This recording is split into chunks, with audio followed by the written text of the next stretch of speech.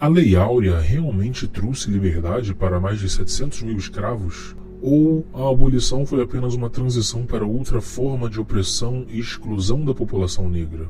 As primeiras leis abolicionistas no Brasil foram a Lei dos Sexagenários e a Lei do Ventre Livre. A Lei do Ventre Livre foi promulgada em meio à pressão internacional, especialmente da Inglaterra, e estabelecia que os filhos de mulheres escravizadas nascidos a partir de 1871 seriam livres. Contudo, a liberdade era limitada, pois esses filhos permaneciam sob tutela dos senhores até completarem os 21 anos, prolongando a exploração de sua mão de obra. Assim, a lei trouxe pouca mudança imediata e não afetou os escravizados adultos. A Lei dos Sexagenários, assinado em 1885, libertava escravos com mais de 60 anos, mas com restrições significativas.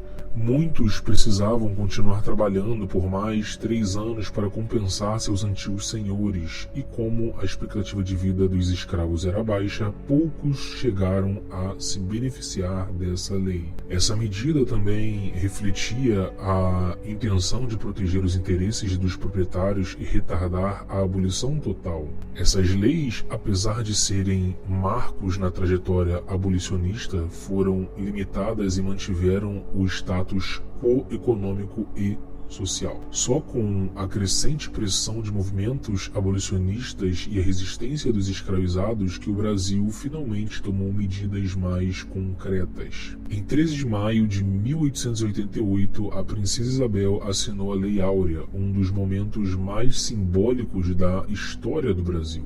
Composta por apenas 2 artigos, a lei decretava o fim da escravidão, mas sem oferecer qualquer suporte ou reparação aos escravos libertos. Apesar da celebração da sociedade, especialmente entre movimentos abolicionistas, a abolição não foi acompanhada de um plano para integrar os ex-escravos à vida econômica e social. Os recém-libertos ficaram sem terra, sem emprego e sem qualquer tipo de assistência, enfrentando um novo ciclo de marginalização. Após a abolição, os ex-escravos se depararam com uma dura realidade. Sem políticas de inclusão, foram forçados a voltar às fazendas de seus antigos senhores, agora como trabalhadores livres, mas recebendo salários miseráveis. Muitos, sem alternativas, também migraram para as cidades, onde enfrentaram falta de emprego e oportunidades, sendo empurrados para trabalhar informalmente e mal pagos.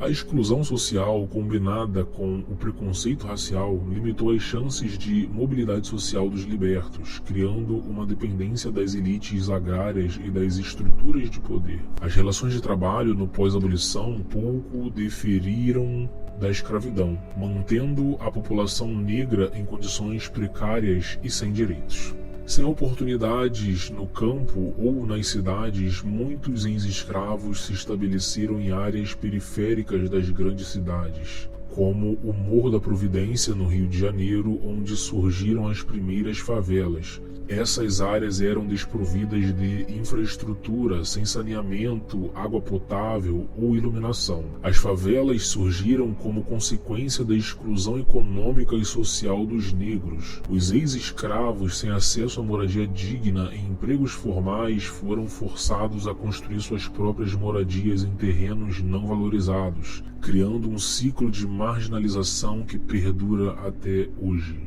A ausência de políticas alternativas após a abolição resultou em um sistema de racismo estrutural no Brasil. Sem acesso à terra, emprego, educação e saúde, a população negra foi mantida à margem do desenvolvimento econômico e social do país. Dados recentes mostram que essa exclusão continua. Pobreza. Cerca de 66% da população em situação de pobreza no Brasil é negra e 75% dos extremamente pobres também são negros. Desemprego. A taxa de desemprego entre negros é superior à de brancos, com 12,6% para negros e 8,2% para brancos em 2022. Educação. Apenas 12% dos negros entre 18 e 24 anos frequentam o ensino superior contra 36% dos brancos. Saúde.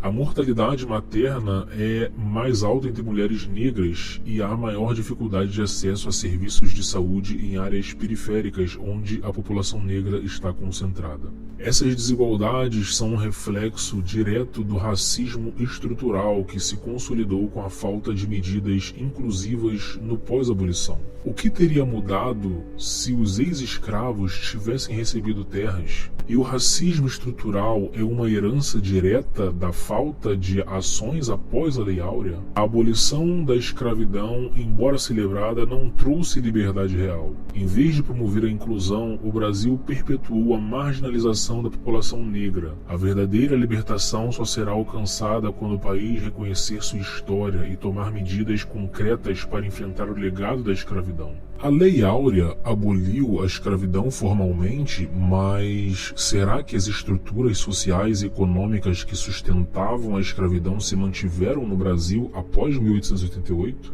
Quais fatores contribuem para a manutenção de desigualdade que afetam a população negra no Brasil contemporâneo?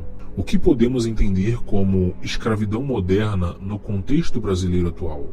Quais foram as consequências imediatas da abolição para a população negra? Como a desigualdade racial e econômica no Brasil atual pode ser vista como um legado da escravidão? Em que aspectos as oportunidades ainda são desiguais entre a população negra e branca no Brasil? A abolição realmente significou liberdade para os negros ou simplesmente uma mudança na forma de opressão? Que tipos de exclusão social, preconceitos e violência ainda marcam a vida da população afrodescendente no Brasil hoje? Qual o impacto da abolição sem uma reparação adequada? Quais seriam as medidas necessárias, tanto no passado quanto no presente, para garantir a verdadeira igualdade para os descendentes de escravos? Como as políticas públicas no Brasil abordam ou ignoram os efeitos de 300 anos de escravidão? O Brasil conseguiu criar mecanismos efetivos de inclusão e reparação histórica ou ainda há um longo caminho a percorrer? E o que significa liberdade plena em uma sociedade que ainda carrega desigualdades estruturais tão profundas? Quem sou eu? Sou alguém que cansou. Siga para mais verdades.